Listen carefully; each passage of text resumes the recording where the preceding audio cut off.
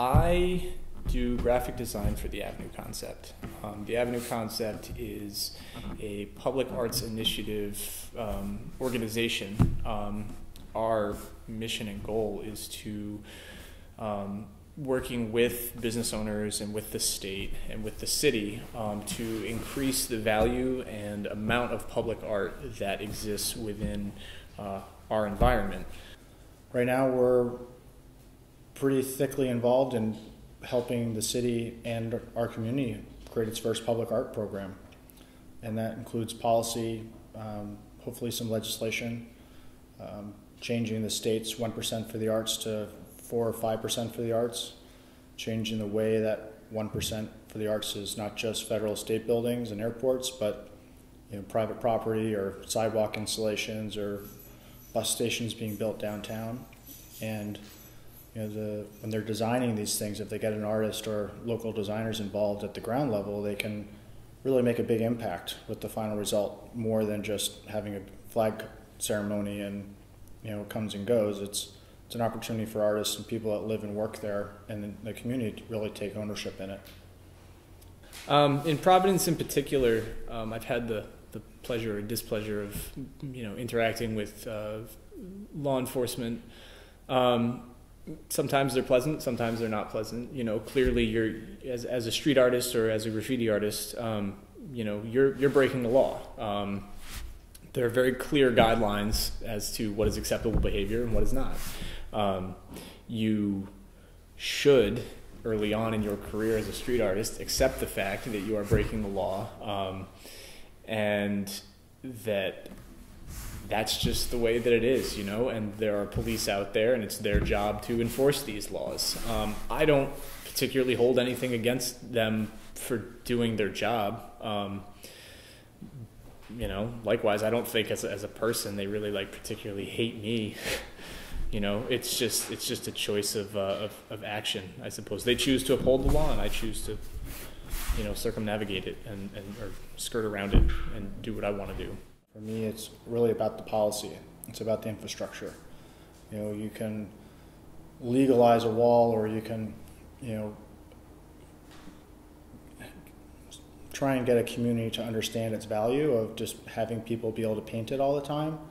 And by doing that, the artists are going to show up. They're going to, for the most part, they usually pick up trash and kind of take ownership of it. But with that, you got to let them do what they want. You can't start critiquing them and telling them what's right or wrong.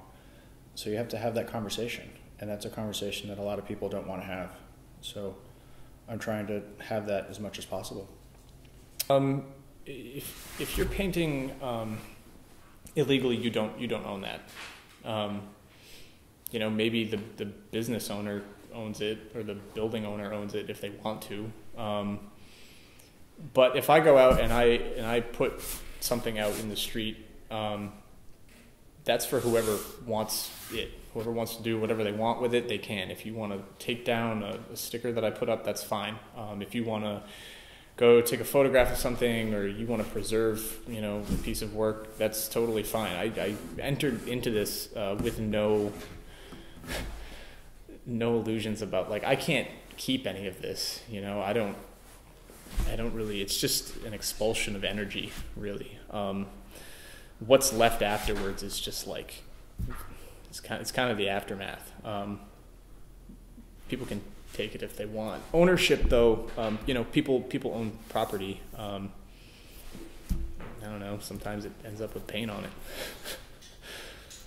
I don't think that there's an evolution in the discipline or the disciplinary nature of it. I think that there's an evolution in the acceptance of it, and that in turn changes law enforcement's approach to it.